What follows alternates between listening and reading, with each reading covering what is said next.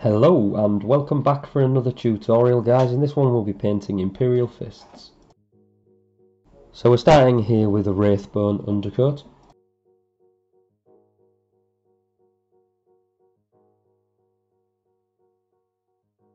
So we're starting with the eyes here and just applying a couple of coats of Athematic Blue. Just a quick tip here with the undercoating. I found that if you do the undercoats in two thinner coats, you get just the smoothest undercut rather than just trying to get one on there. So just do a thin coat, dust it over, just make sure most of the plastic's covered, leave it to dry for 15 minutes, give it over another one, you'll get a really nice smooth undercoat for these paints. Right, so painting Imperial Fists. I do know that I am disturbing a right hornet's nest here, so we're just going to paint Emperor's Children instead. Well, that's what passes for humour on this channel, so I'll see myself out. But yeah, this hornet's nest, you've got two pretty devout groups of Imperial Fist painters. You've got those who like the old lighted lemon yellow colours.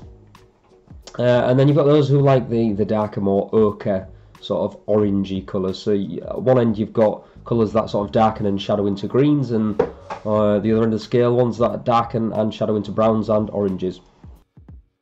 Now, saying that, I absolutely love both. I've seen artwork with both that I really enjoy. But for this tutorial, just to show off a bit of colour theory, because I want to teach people things as well as enjoy painting. We're going to go for the darker of the two. We're going to go for the more orange, more ochre, darker, sunny coloured Imperial Fists. Which leads me nicely onto the first colour of choice. What we're using here is Magus Purple, and we're thinning that down 50-50 with the contrast medium, because we don't want this to be too dark. This is going to be our pre-shading. Now, the reason we're picking this colour is if you look at a colour wheel like this one, and then choose the colour on the total opposite end of the scale of what we're going to be painting, in this case purple. I know it's come out a little bit pink, but we're using really translucent paints here when we use the contrast paints, so a purple will sort of reduce itself down to a pink. But yeah, anyway, back on track. When we pick that colour that's opposite the one that we're using, you mix those two colours together. What you're going to do is you're going to desaturate the colour. Now what that means is you're going to take some of the brightness out of it, you're going to darken it down. It's a really useful way of making shadows rather than just doing the standard agrax or black. So yeah, what we're doing here is we're using our normal method, covering the whole model with this, but trying to miss the odd edge highlight here and there. We're going to do that in the first step this time around because it'll give us a little bit more contrast when we use the yellow. And as you can see here, we're going to control the paint. We're using quite a lot of the paint, a nice liberal coat, and we're going to control this as much as we can with the brush to put the shadows where we want them to be. Now, for anyone who's watched any of my other tutorials, they might think, we used something similar here to make the black in the Black Legion video with the Space Wolves blue, and then covering that with the agrax, and people might think, is this a bit of a gimmick? Is this guy's thing? No, it's not. If you look at glazing as a painting technique, and even if you read some of the heavy metal team's tutorials, I think the Sergeant Lorenzo was one of the first I read that did this, is when you've painted your entire scheme, you've got your 3 or 4 layers of different colours down, your highlight of orange or whatever you're using. What they would then do is they would then use a very, very thin coat or a wash to go over the entire paint scheme, and what that does is the colour you've put on top of the rest of them will bring them all together to give them a much more seamless blend. Honestly, I'd urge anybody to get an old bit of sprue, some spare parts that you're not bothered with, put down some really rough, and by rough I mean some really rough blending together, or stick some colours together next to them, and then you put a wash over the top of them all, giving them a uniform colour that binds them all together, and you see how much that brings them all together. It's fantastic.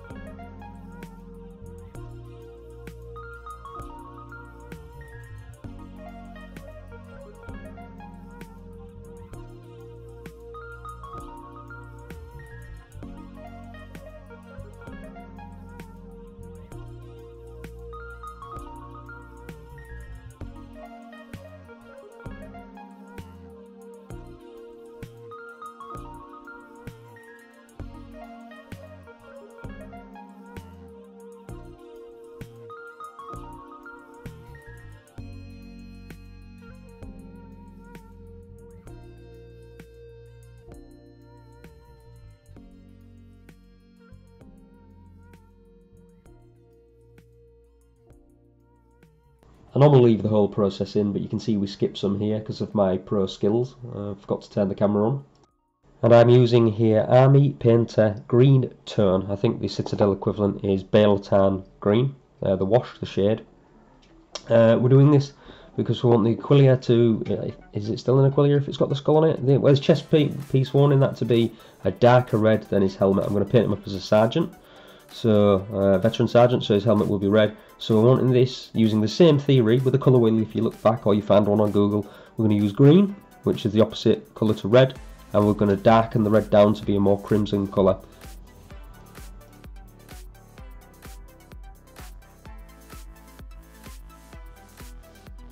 And finally, onto the Imperial Fists that we know. So this is a mix of Iyanden Yellow and Contrast Medium 50/50. We're just going to apply this to all of the areas that we have done in Magus Purple.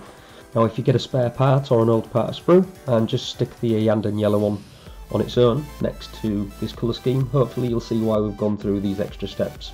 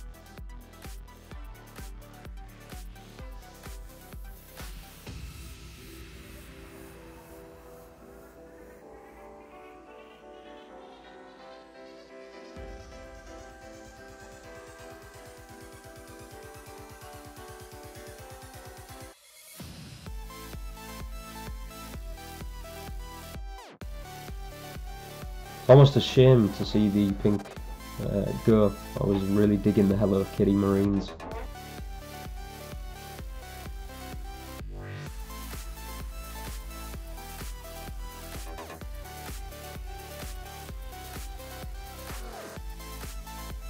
As you can see, there's a little speck of paint on his other leg from one of the other areas we've done, and that is going to stain over. Don't worry about things like that.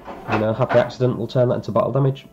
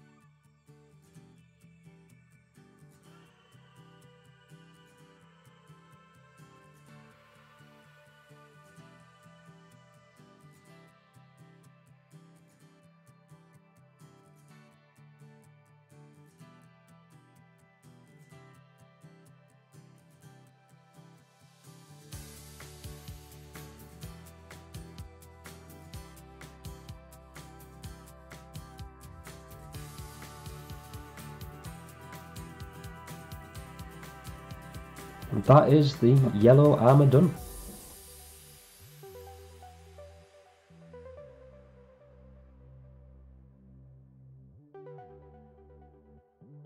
Almost done anyway. If you're not happy with some of the contrast you've achieved, like I'm not happy with the lack of the shadow on the bottom of his knee pads here, you can just go in with the original mix of Magus Purple and Contrast Medium, or even just Magus Purple on its own if you want it to be even darker, and basically go over these areas to add more shadow. As you can see, what I'm doing is after I've added extra shadow, I clean the brush off and then feather the paint to make sure we don't have any harsh lines and we have some nice blends.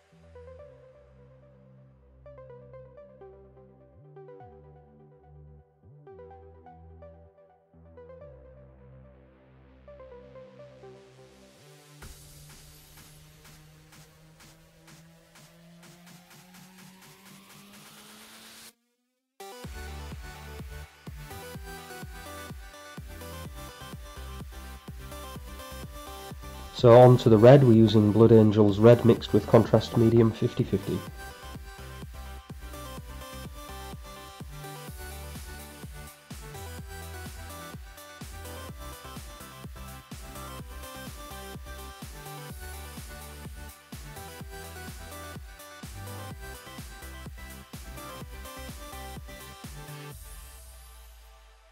And straight away you can see the difference in these two colours here, just with the pre-shading of green. This is the exact same colour, and look how much more vibrant his helmet is in comparison to his chest.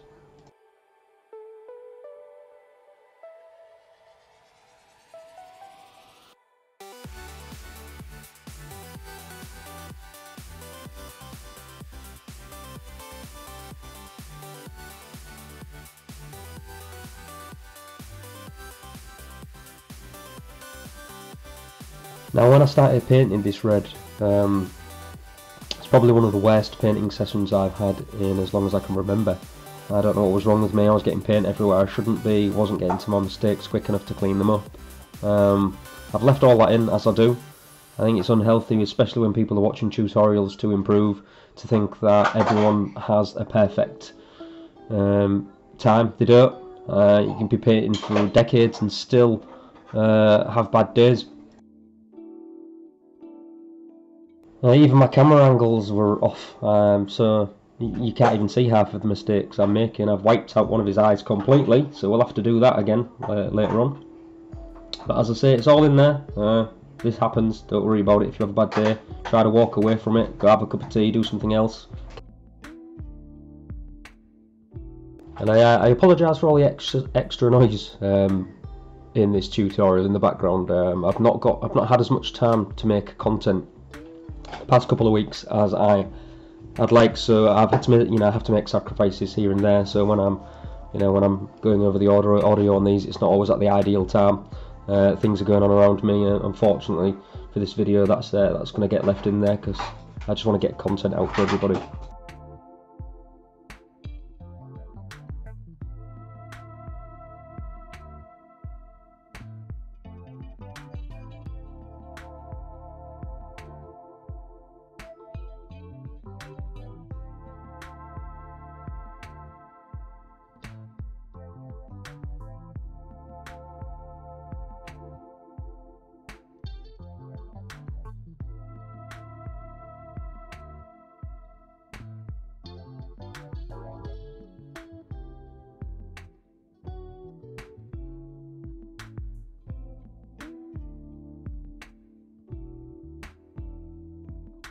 And back in with the second coat of Blood Angel's orange. Blood Angel's orange, that's an old one. Blood Angel's red and Contrast Medium, leaving the edge highlights.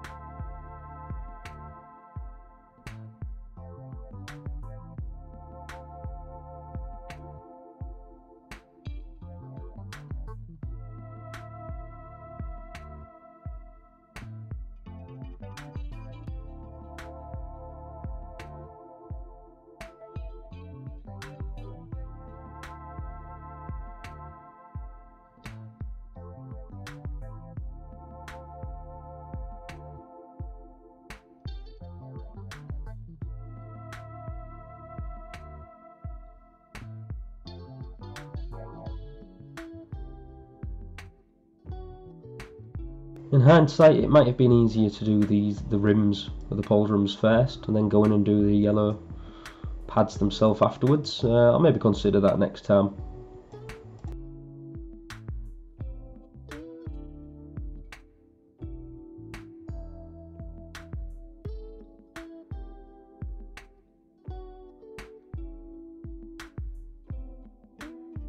And that pretty much concludes part 1. I hope you've enjoyed it. Part 2, what we'll do is we'll concentrate on some of the details. We'll maybe add some recessed shades to the reds to make it stand out, make those highlights stand out a little bit more. Hopefully see you in part 2.